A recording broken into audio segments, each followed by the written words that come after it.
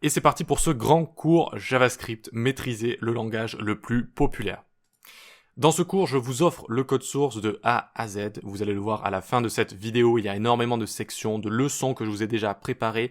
Je vous ai créé une documentation que vous allez pouvoir télécharger avec des notes. Vous allez aussi pouvoir prendre vos propres notes avec énormément de théories, énormément d'exercices et de projets pratiques. Voilà, le but, c'est d'avoir de la théorie et de la pratique dans un dossier que je vous ai créé de A à Z.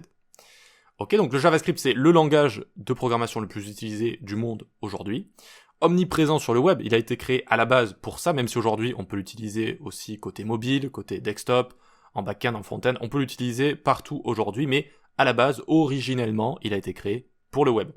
C'est un des langages les plus utiles et demandés. Voilà, tout simplement. Donc, que contient ce cours? On va voir toutes les sections à la fin de ce cours. Là, je peux pas toutes les écrire ici, il y en a beaucoup trop. Mais on va commencer en gros par une découverte du cœur de JavaScript, ce qui fait vraiment le langage en lui-même, les instructions, if, etc., les déclarations, les variables, les boucles. Voilà, vraiment ce qui fait le cœur du langage. Ensuite, JavaScript sur le web. Comment on l'utilise sur le web? Pourquoi il a été créé? Vraiment, quel est son but de base? Pourquoi JavaScript a été inventé? Donc là, on a beaucoup de choses à voir. Donc l'interface du DOM proposée par les navigateurs, gérer les événements, les API. Vraiment, voilà, on a plein de choses à voir, ça va être très très intéressant. L'évolution du langage, car JavaScript évolue beaucoup. Notamment en 2015, il y a eu un grand raz-de-marée avec beaucoup de fonctionnalités qui ont été rajoutées. Donc il va falloir analyser tout ça également. Et des tonnes de projets pratiques. Vraiment des projets sympas, des projets complexes, certains plus simples. À chaque fois, le code source, vous allez pouvoir tenter de faire les projets en premier et ensuite regarder la correction avec moi. Voilà, des animations, des interactions, gestion de données, dynamisme, suppression d'éléments, rajout, vraiment des projets dans tous les sens.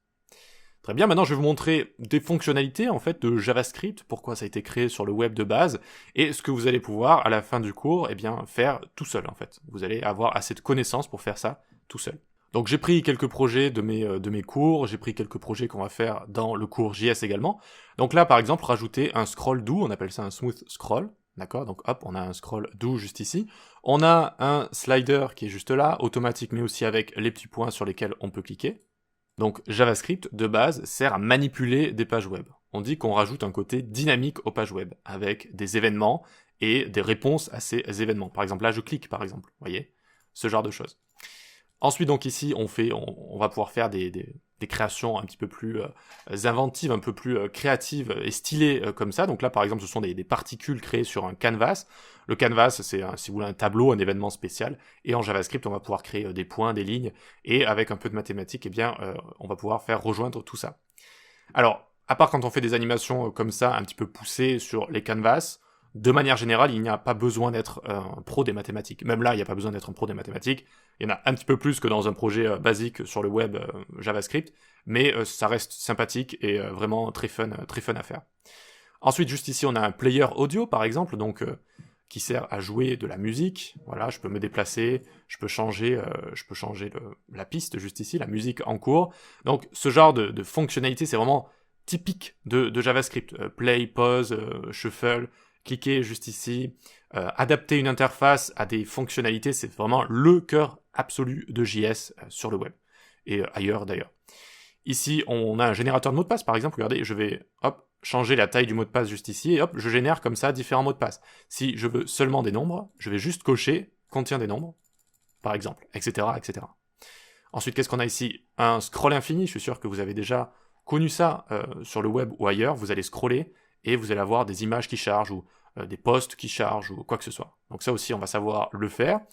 On va vraiment s'amuser avec tout et n'importe quoi, on va faire énormément de créations différentes. Donc là, on a un générateur de dégradés, par exemple, ça aussi, vous saurez le faire. On va également prendre et utiliser des API.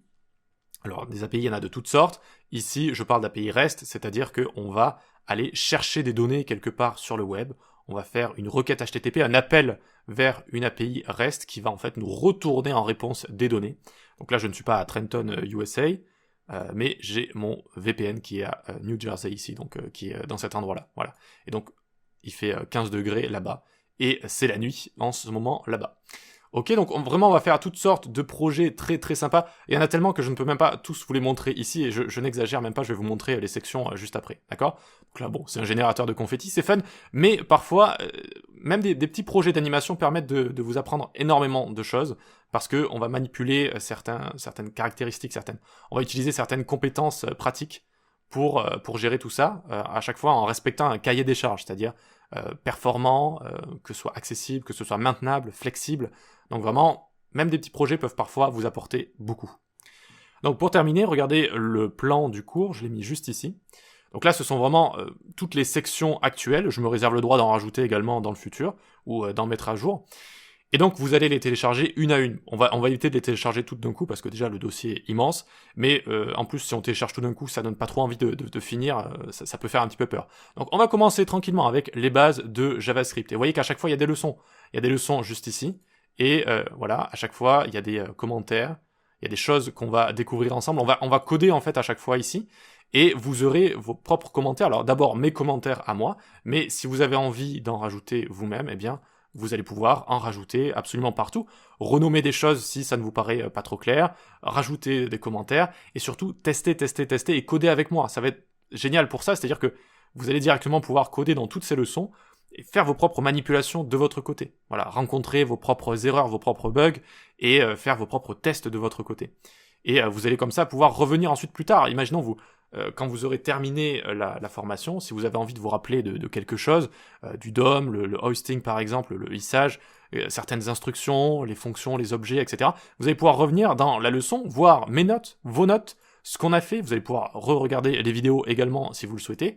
Et je trouve ça vraiment génial de faire ce genre de cours, ce genre de format comme ça, parce que ça apporte beaucoup aux étudiants.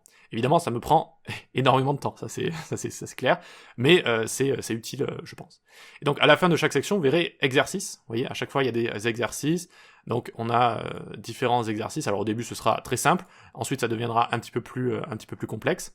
Et vous aurez également, évidemment, les corrigés des exercices. Et à partir du moment où on aura tellement de savoir et d'expérience qu'on aura des parties projets pratiques. D'accord? Donc il va falloir d'abord faire tout ça, même s'il y a déjà des projets pratiques un petit peu avant, mais là ça va vraiment être des projets où on va tout faire de A à Z, j'ai envie de dire. Et pour tout faire de A à Z, il faut avoir des compétences, on va dire déjà les bases, les instructions, savoir comment les tableaux, les objets fonctionnent, et puis le DOM, les événements. Et à partir de là, vous voyez, on peut faire des projets pratiques comme ceci, et il va y en avoir énormément également. Voilà, et bien écoutez, rendez-vous de l'autre côté pour commencer à coder comme on dit. Et voilà, je vous souhaite un bon cours et rendez-vous de l'autre côté.